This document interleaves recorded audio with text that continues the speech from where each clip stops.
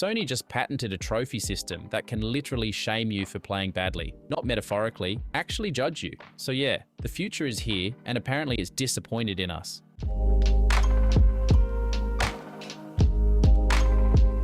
In the video today, we have two major releases trying to reinvent themselves at the same time, Nioh 3 going full open world, and Dragon Quest VII returning with a diorama style overhaul. Xbox responds to a hardware dip with the calm of a company that already moved on, and Sony's new patent raises the question of whether your trophies are about to start talking back. All of that, plus the context you actually need. Let's get into it. It has been a strong week for players. Two major releases finally landed, and now that people have had real time with them, the early reactions are already shaping the conversation in ways that feel honest and grounded. These are not surface-level takes. These are impressions from players who are actually sitting down with the games and pushing into their systems. Let's start with Nioh 3, which launched on February 6th for PS5 and PC. The first wave of impressions is coming from players who know this series inside and out, and the response has been intense in the best way. The new style Switch system is getting a lot of praise. Players are saying it finally delivers the kind of speed and expression they always hoped Team Ninja would embrace. Moving between the more deliberate samurai approach and the high-velocity ninja style gives the combat a flexibility that feels like a natural evolution of the series. There is also a lot of discussion around difficulty, but it is coming from people who are actually engaging with the mechanics. Some players feel the missed dodge gives them more control than expected, while others are still getting pushed around by the bosses and the new Crucible content. It is the kind of split that only happens when a game gives players room to experiment. The new interconnected hub structure is also landing well. It feels tighter and more intentional than a full open world, and fans appreciate that it encourages exploration without losing the identity of the earlier games. The story, centered on Tokugawa Takechiyo, is getting positive attention for giving the series a fresh angle that still fits the tone of the world. Dragon Quest VII Reimagined launched one day earlier on February 5th across all major platforms, and the early reactions here are just as passionate. Critics have been very positive, but the more interesting conversation is happening among longtime fans. Many players appreciate how much smoother the opening hours feel now that the intro has been streamlined. It lets them get into the adventure faster, while still preserving the heart of the original. At the same time, some fans are adjusting to the changes in tone and structure. They care deeply about what made the original special, and their feedback reflects that connection. There is also reportedly a review bombing effort tied to concerns about character customization changes and the removal of certain outfits. Others are pointing out that the new auto battle system is extremely efficient, sometimes more than they expected. Even with those concerns, the overall sentiment from players is that the game is beautiful, approachable, and full of personality. The handcrafted diorama art style is getting universal praise for its warmth and detail. The Moonlight system, which allows characters to equip two vocations at once, is also earning positive attention for opening up new party combinations. The early vibe is that the game is cozy, expansive, and rewarding to explore, especially now that each island has its own distinct identity. So that's the state of this week's releases. Both out, both already stirring up their own brand of discourse. Meanwhile, over in Hollywood, Amazon has been assembling the 9 realms one casting announcement at a time, and the God of War series has reached a point where we should probably talk about it.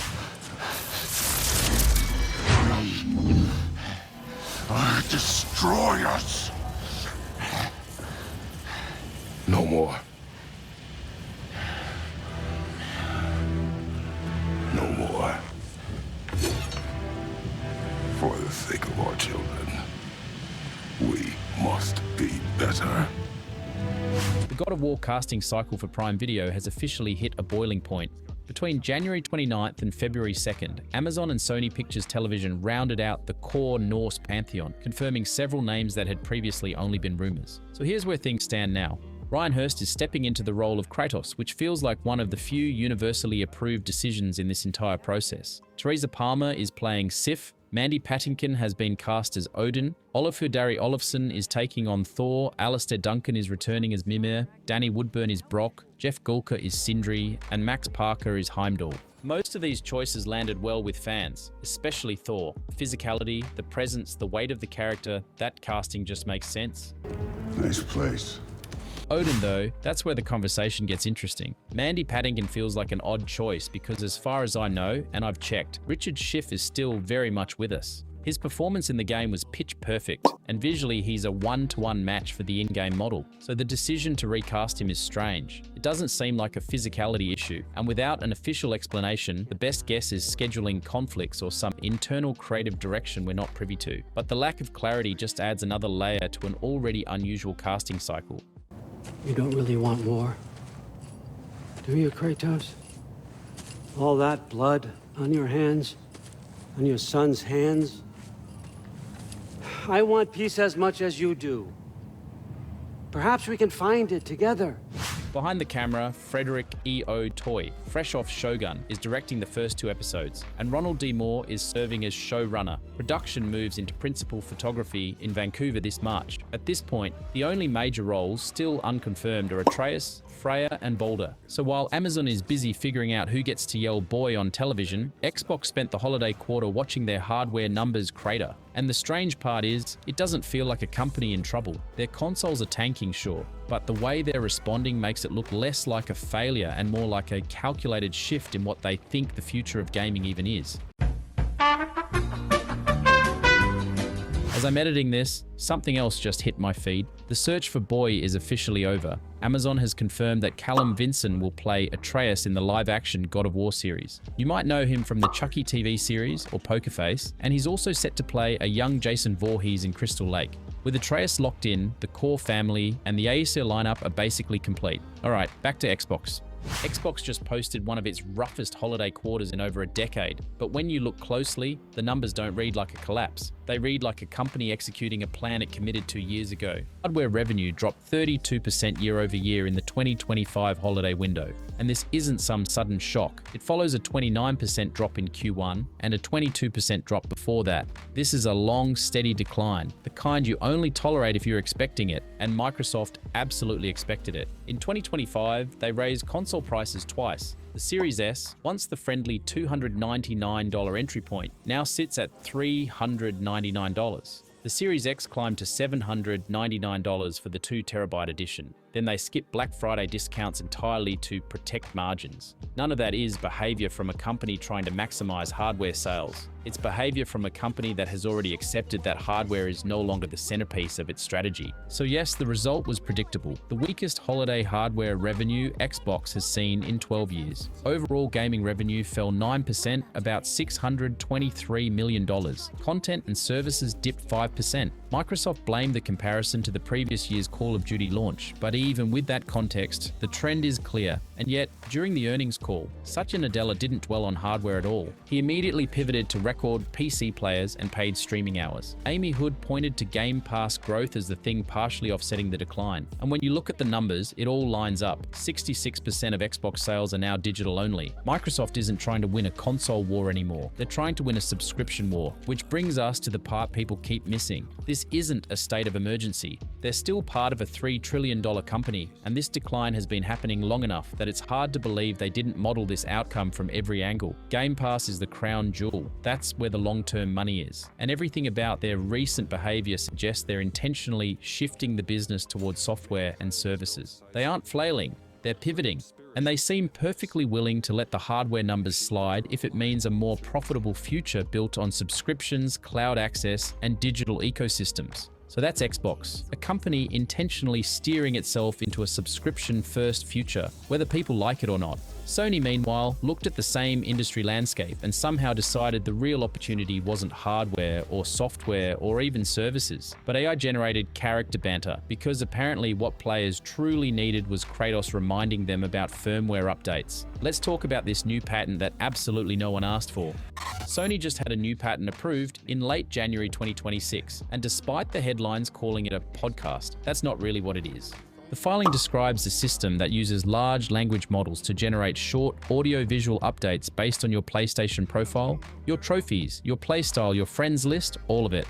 The idea is that characters from games you've played, Kratos, Ellie, Aloy, Nathan Drake, would host these updates using AI-generated voice clones. Not long-form discussion, not storytelling, just quick hits of information. The system would tell you about trophy milestones, suggest new games, offer gameplay tips, or even joke at the player's expense. The patent explicitly mentions that. It can roast you for your low trophy count or your performance. And Sony's stated goal is pretty transparent. They think platforms lack unique and targeted content, so they want to keep you on the dashboard instead of you checking YouTube, Spotify, or social media for gaming news. In other words, this isn't a podcast. It's a personalized marketing channel dressed up as character banter. And honestly, it reads like a boardroom fantasy. It feels like Hideaki Nishino called a meeting like it was a 1990s movie. Everyone pitched something wild. And this is what survived the whiteboard. A corporate solution to a problem gamers didn't actually have. Instead of putting that brainpower toward a Jak and Daxter reboot or a new IP, they're building a system to automate the social experience of gaming and funnel players toward more Sony software and services. But the real problem is the legal and moral minefield underneath it. Sony's plan walks directly into the protections won during the 2024 to 2025 SAG-AFTRA video game strike. The Interactive Media Agreement, ratified in July 2025, defines these AI-generated voices as digital replicas, using an actor's voice to create one. Even for a 10-second quip requires informed, written consent and fair compensation. And the union fought specifically to stop studios from taking existing character performances and repurposing them for new features without the performer's involvement. Sony cannot legally use Christopher Judge's Kratos voice, or Ashley Johnson's Ellie, or Troy Baker's Joel without new contracts. They can't feed old recordings into a model and call it a day. Every single AI-generated line would require permission and payment. And that brings me to the heart of it. It's hard not to see this as a massive waste of time and resources. With all the creative talent and technical horsepower Sony has access to, this is where they decided to innovate, not on new games, not on dormant franchises, but on a tool that automates fake conversations with digital mascots. It feels less like a feature and more like a committee-built gimmick. The kind of idea that only survives because nobody in the room wanted to be the one to say, "Why are we doing this?" Alright, that's enough corporate innovation and industry chaos for one day. We've talked through the week's big releases, watched Amazon assemble the 9 realms one casting announcement at a time, checked in on Xbox as their hardware numbers crater and they treat it like a mild inconvenience, because at this point, this pivot towards software and services is clearly where they want to be. And even touched on Sony patenting AI-generated trophy shame like that's something anyone was waiting for. So let's reset and talk about the part of the show that actually feels good.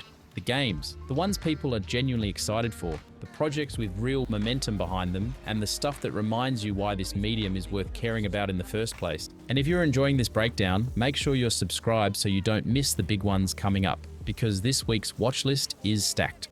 Darklight Survivor is the new spin-off from Mirari & Co, and it has quickly become one of the most talked about indie projects of 2026. The original game was a 2.5D Souls-like. Survivor shifts into a sci-fi extraction and horde survival format while keeping the studio's signature cyberpunk horror style. The defining feature is the dual perspective system.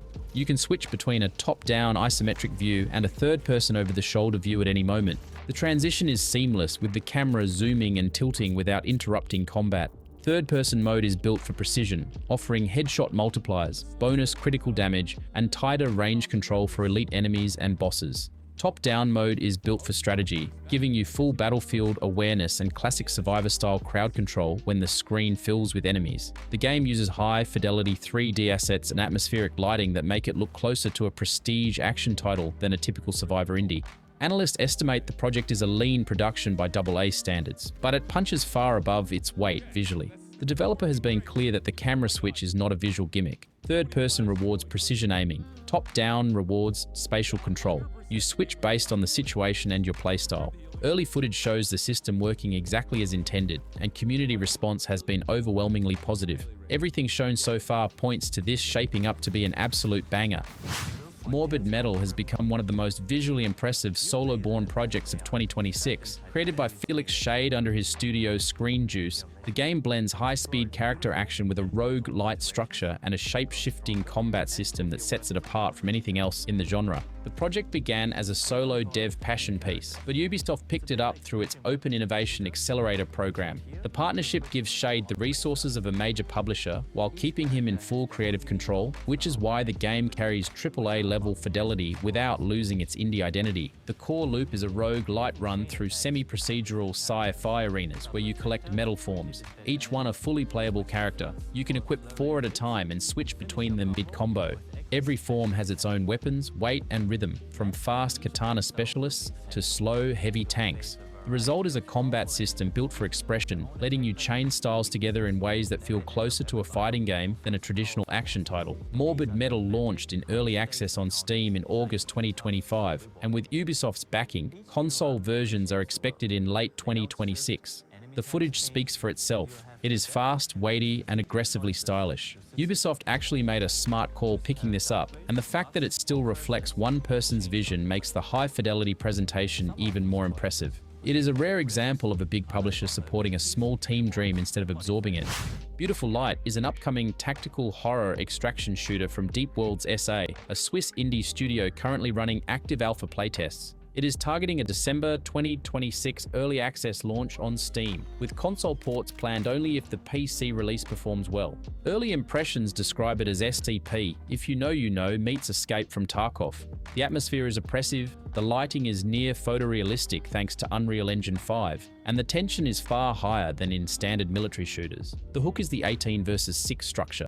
18 operators enter the map in squads of 3 to extract an artifact, while 6 player-controlled anomalies hunt them down. The game leans heavily into PvPvPvE design, which is great if you've ever wanted to be bullied by players, enemies, and the game director all at once. You are not just fighting other players and AI, you are fighting monsters controlled by other players who can see in the dark, climb walls, and ambush you from impossible angles. The HUD is fully diegetic. You check ammo by inspecting your magazine and track health and objectives on a PDA strapped to your forearm. A stress system tracks your character's heart rate. High stress makes your aim shake and your breathing louder, which can give away your position to the anomalies. Progression includes a full economy, traders, and skill trees for both operators and monster classes. The alpha build is already being praised for its visuals and atmosphere, though performance optimization and the steep learning curve remain the main criticisms. It is unlikely to pull attention away from giants like Ark Raiders or Battlefield, but the ability to play as the monsters gives it a unique edge. You are not just contending with AI,